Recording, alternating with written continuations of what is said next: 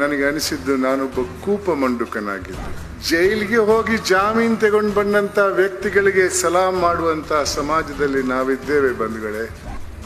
ಜಾಸ್ತಿ ಓದಬೇಕು, ದೊಡ್ಡ ಹುದ್ದೆಗೆ ಹೋಗ್ಬೇಕು, ಶ್ರೀಮಂತನು ಕೂಡ ಆಗ್ಬೇಕು, ಏನೂ ತಪ್ಪಿಲ್ಲ, ಕೋಟ್ಯಾಂತರ ರೂಪಾಯಿ ಮಾಡಿ. ಆದ್ರೆ ಕಾನೂನು ಚೌಕಟ್ಟಲ್ಲಿ ಆ ಸಂಪತ್ತಿನ ದಾರಿಯಲ್ಲಿ ಇನ್ನೊಬ್ಬನ ಜೇಬಿ ಕೈ ಹಾಕಬೇಡಿ. ನಾನು ಹಲವಾರು ಹುದ್ದೆಯಲ್ಲಿ ಕೆಲಸ ಮಾಡಿದಂತ ವ್ಯಕ್ತಿ.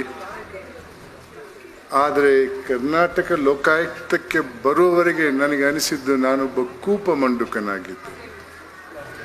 ಸಮಾಜದಲ್ಲಿ ಆಗೋಗುವಂತ ಅನ್ಯಾಯದ ಬಗ್ಗೆ ನನಗೆ ಜಾಸ್ತಿ ಅರಿವಿರಲಿಲ್ಲ. ಆ ಹುದ್ದೆಗೆ ಬಂದ ನಂತರ ಬಹಳಷ್ಟು ಅನ್ಯಾಯವನ್ನು ನಾನು ಕಂಡೆ. ಅದರಿಂದ ನನ್ನಲ್ಲೇ ಬಹಳಷ್ಟು ಬದಲಾವಣೆಗಳು ಬಂದವು. ನಾನು ನನ್ನಲ್ಲೇ ಚರ್ಚೆ ಮಾಡಿ ಈ ರೀತಿ ಸಮಾಜದಲ್ಲಿ ಯಾಕೆ ಆಗ್ತಾ ಇದೆ ಎನ್ನುವ ವಿಚಾರದಲ್ಲಿ ಯೋಚನೆ ಮಾಡಿದಾಗ ನನಗನಿಸಿದ್ದು ಇದು ವ್ಯಕ್ತಿಗಳ ತಪ್ಪಲ್ಲ, ಇದು ಸಮಾಜದ ತಪ್ಪು. ನಾನು ಚಿಕ್ಕವನಾಗಿದ್ದಾಗ ಅಂಥ ಸಮಾಜದಲ್ಲಿದ್ದೆ. ಆ ಸಮಾಜ ಜೈಲಿಗೆ ಹೋದವರನ್ನ, ಅತ್ಯಾಚಾರಿಗಳನ್ನ ಬಹಿಷ್ಕರಿಸ್ತಾ ಇತ್ತು. ಇವತ್ತು ಹಾಗಿಲ್ಲ. ಜೈಲಿಗೆ ಹೋಗಿ ಜಾಮೀನು ತಗೊಂಡು ಬಂದಂತ ವ್ಯಕ್ತಿಗಳಿಗೆ ಸಲಾಂ ಮಾಡುವಂತ ಸಮಾಜದಲ್ಲಿ ನಾವಿದ್ದೇವೆ ಬಂಧುಗಳೇ. ಈ ಸಮಾಜದಿಂದ ಮುಂದಕ್ಕೆ ಶಾಂತಿ ಸೌಹಾರ್ದ ಇರಕ್ಕೆ ಬಹಳ ಕಷ್ಟ ಅಂತ ನಾನು ತಿಳ್ಕೊಂಡಿದ್ದೇನೆ. ಈ ಮೌಲ್ಯವಿಲ್ಲದಂತ ಒಂದು ಸಮಾಜವನ್ನ ಬದಲಾಯಿಸಬೇಕು. ಈ ಬದಲಾವಣೆ ನನ್ನ ವಯಸ್ಸಿನವರಿಂದ ಸಾಧ್ಯವಿಲ್ಲ. ಯಾಕಂದ್ರೆ ಈ ಸಮಾಜವನ್ನ ಈ ಮಟ್ಟಕ್ಕೆ ತಂದವರು ನನ್ನ ವಯಸ್ಸಿನವರು. 2010ರಲ್ಲಿ ಒಬ್ರು ಮಹಿಳೆ, 85 ವರ್ಷಕ್ಕೂ ಜಾಸ್ತಿ ವಯಸ್ಸಿನ ಮಹಿಳೆ ಕರ್ನಾಟಕ ಲೋಕಾಯುಕ್ತಕ್ಕೆ ಬರ್ತಾರೆ. ಏನಮ್ಮ ಸಮಸ್ಯೆ ಅಂತ ಕೇಳಿದ್ರೆ, ಸ್ವಾಮಿ ನನಗೆ ಆದಾಯ ಇಲ್ಲ, ಒಬ್ಬ ಮಗ ಮುಂಬೈಯಲ್ಲಿ ಕೆಲಸ ಮಾಡ್ತಾನೆ, ತಿಂಗಳಿಗೆ 250 ರೂಪಾಯಿ ಮನಿ ಆರ್ಡರ್ ಮಾಡ್ತಾನೆ, ಆ ಪೋಸ್ಟ್ ಮ್ಯಾನ್ 10% ಕೇಳ್ತಾನೆ.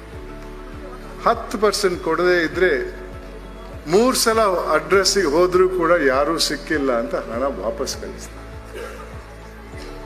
ಇದು ಈ ಒಂದು ದುರಾಸೆಯ ಒಂದು ಭಾಗ. ಆ ಪೋಸ್ಟ್ ಮ್ಯಾನ್ ಕರ್ನಾಟಕ ಲೋಕಾಯುಕ್ತದ ಆಧೀನಕ್ಕೆ ಬರ್ತಾ ಇರಲಿಲ್ಲ.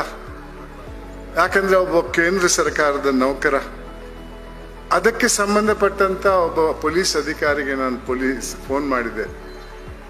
ಆ ಅಧಿಕಾರಿ ಲೆಕ್ಕ ಹಾಕಿರ್ಬೇಕು, 250 ರೂಪಾಯಿ, 10%, 25 ರೂಪಾಯಿ. ಆ ಅಧಿಕಾರಿ ನನ್ಗೆ ಹೇಳ್ತಾರೆ, ಸರ್ 25 ರೂಪಾಯಿ ಕೇಸ್ ಸರ್, ನಮ್ಮ ಅಧಿಕಾರಿಗಳು ದೊಡ್ಡ ದೊಡ್ಡ ಹಗರಣ ವಿಚಾರಣೆ ಮಾಡ್ತಾ ಇದ್ದಾರೆ, ಅಧಿಕಾರಿಗಳ ಅಭಾವ ಇದೆ, ನಿಮ್ ಪೊಲೀಸ್ ಮುಖಾಂತರ ಮಾಡಿಸ್ಬಿಡಿ ಸರ್. ಏನ್ ಸಂದೇಶ ಕಳಿಸ್ತೀರಿ ನೀವು? ಒಂದ್ ಕಡೆ ಅದೇ ವಠಾರದಲ್ಲಿ 10-12 ವರ್ಷದ ಪೋಸ್ಟ್ ಮ್ಯಾನ್ಗಳಿಗೆ ಟ್ರಾನ್ಸ್ಫರ್ ಸುಲಭವಾಗಿ ಆಗಲ್ಲ. ಅದೇ ವಠಾರದಲ್ಲಿದ್ದಂತ ಒಬ್ಬ ವ್ಯಕ್ತಿಯ ಮಹಿಳೆ ಪರಿಚಯ ಇತ್ತು, ಆಕೆ ಹಿನ್ನೆಲೆ ಗೊತ್ತಿತ್ತು, ಮತ್ತು ಕೂಡ ಆ 250 ರೂಪಾಯಲ್ಲಿ 10%, 25 ರೂಪಾಯಿ ಆಕೆಯಿಂದ ಕಸಿದುಕೊಳ್ಳುವಂತ ಒಂದು ದುರಾಸೆ. ಇಲ್ಲೊಬ್ಬರ ಅಧಿಕಾರಿ, ಅಖಿಲ ಭಾರತ ಅಧಿಕಾರಿ, ಅವರಿಗೆ 25 ರೂಪಾಯಿ ಕೇಸ್ಗಳೆಲ್ಲ ಚಿಕ್ಕ ಕೇಸ್ಗಳು ಅನ್ನುವ ಅಧಿಕಾರದ ಅಹಂಕಾರ, ಮಾನವೀಯತೆ ಇಲ್ಲದಂತಹ ಒಂದು ವಿಚಾರ. ಬಂಧುಗಳೇ, ನನ್ನ 5 ವರ್ಷದ ಅನುಭವದಲ್ಲಿ ಈ ಒಂದು ಸಮಾಜವನ್ನ ಬದಲಾಯಿಸಬೇಕಾದ್ರೆ, ಒಂದು ಜನಪರವಾದ ಸಮಾಜ, ಸಾರ್ವಜನಿಕ ಹಿತಾಸಕ್ತಿಯನ್ನು ಇಟ್ಟುಕೊಳ್ಳುವಂತಹ ಸಮಾಜವನ್ನ ಕಟ್ಟಬೇಕಾದ್ರೆ ನಿಮ್ಮಲ್ಲಿ, ನಿಮ್ಮ ಮಕ್ಕಳಲ್ಲಿ 2 ಮೌಲ್ಯಗಳನ್ನು ಅಳವಡಿಸಿ, ಒಂದು ತೃಪ್ತಿ ಅನ್ನುವ ಗುಣ, ಇನ್ನೊಂದು ಮಾನವೀಯತೆ. ನಾವೆಲ್ಲ ತಿಳ್ಕೊಂಡಿದ್ದೇವೆ, ನಾವು ಹುಟ್ಟುವಾಗ ಮಾನವರಾಗಿ ಹುಟ್ಟುತ್ತೇವೆ, ನಾವು ಮಾನವರು ಪ್ರಾಣಿಗಳಿಂದ ದೊಡ್ಡ ಗುಂಪಿಗೆ ಸೇರಿದವರನ್ನೋ ವಿಚಾರ ನಮ್ಮಲ್ಲಿ ಇರಬಹುದು. ತಪ್ಪು ವಿಚಾರ. ಮಾನವ ಅನ್ನುವ ಗುಂಪೇ ಇಲ್ಲ. ಸೈನ್ಸ್ ಅಲ್ಲಿ ನಾವು ಹುಟ್ಟುವುದು ಹೋಮೋಸಿಪಿಯನ್ಸ್ ಅನ್ನೋ ಗುಂಪಿಗೆ, ಅದಕ್ಕೂ ಮಾನವೀಯತೆಗೂ ಯಾವ ಸಂಬಂಧನೂ ಇಲ್ಲ.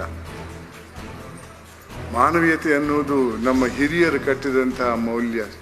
ಸಮಾಜದಲ್ಲಿ ಶಾಂತಿ ಸೌಹಾರ್ದ ಇರಬೇಕೆನ್ನುವ ಹಿನ್ನೆಲೆಯಲ್ಲಿ ನಾವು ಹುಟ್ಟುವಾಗ ಮಾನವರಾಗಿ ಹುಟ್ಟದೇ ಇದ್ರೂ ಜೀವನ ಪಥದಲ್ಲಿ ಮಾನವೀಯತೆಯನ್ನು ಅಳವಡಿಸಿಕೊಂಡು ಸಾಯುವಾಗ ಮಾನವನಾಗಿ ಸತ್ರೆ ಅದಕ್ಕೆ ಮೇಲ್ಪಟ್ಟಂತ ಗೌರವ ಯಾವುದೂ ಇಲ್ಲ ಅಂತ ನಾನು ತಿಳ್ಕೊಂಡಂತ ವ್ಯಕ್ತಿ. ಇನ್ನೊಂದು ಮೌಲ್ಯ ನಾನು ಇವಾಗಲೇ ಹೇಳಿದಂಗೆ ತೃಪ್ತಿ, ಕಂಟೆಂಟ್ಮೆಂಟ್ ಅಂತೇಳಿ. ತೃಪ್ತಿ ಇಲ್ಲದೆ ಇದ್ರೆ ನಾನು ಹೇಳಿದೆ ಒಂದು ದುರಾಸೆ ಅನ್ನೋ ರೋಗ ಬರ್ತದೆ, ಅದಕ್ಕೆ ಮಿತಿ ಇಲ್ಲ, ಎಷ್ಟು ಮಾಡಿದ್ರೂ ಸಾಲಲ್ಲ.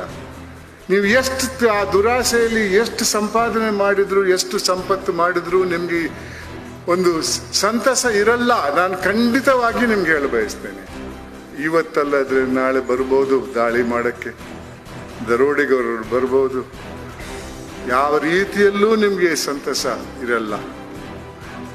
ಅಂದ್ರೆ ಒಂದು ಹಂತಕ್ಕೆ ನೀವಾಗ್ಲಿ, ನಿಮ್ಮ ಮಕ್ಕಳಾಗ್ಲಿ, ನಿಮ್ಮ ಮೊಮ್ಮಕ್ಕಳಾಗ್ಲಿ ಒಂದು ಹಂತಕ್ಕೆ ಒಂದಷ್ಟು ಸಂಪತ್ತನ್ನ ಪಡೆದ್ರೆ ಇನ್ನೇನ್ ಬೇಡ, ನಾನು ಸನ್ಯಾಸಿ ಆಗ್ತೇನೆ ಅನ್ನೋ ವಾದ ನಂದಲ್ಲ. ಜಾಸ್ತಿ ಓದ್ಬೇಕು, ದೊಡ್ಡ ಹುದ್ದೆಗೆ ಹೋಗ್ಬೇಕು, ಶ್ರೀಮಂತನು ಕೂಡ ಆಗ್ಬೇಕು, ಏನೂ ತಪ್ಪಿಲ್ಲ, ಕೋಟ್ಯಾಂತರ ರೂಪಾಯಿ ಮಾಡಿ. ಆದ್ರೆ ಕಾನೂನು ಚೌಕಟ್ಟಲ್ಲಿ ನಿಮ್ಮ ಆ ಸಂಪತ್ತಿನ ದಾರಿಯಲ್ಲಿ ಇನ್ನೊಬ್ಬನ ಜೇಬಿ ಕೈ ಹಾಕಬೇಡಿ, ಇನ್ನೊಬ್ಬನ ಹೊಟ್ಟೆ ಕಲ್ಲಾಕಬೇಡಿ. ಅಲ್ಲಿ ಪಡೆದಂತ ಸಂಪತ್ತಲ್ಲಿ ಎಂದೂ ಸಂತಸ ತರಲ್ಲ ಅನ್ನೋದನ್ನ ನಾನು ನಿಮ್ಮ ಮುಂದೆ ಇಡಬಯಸ್ತೇನೆ.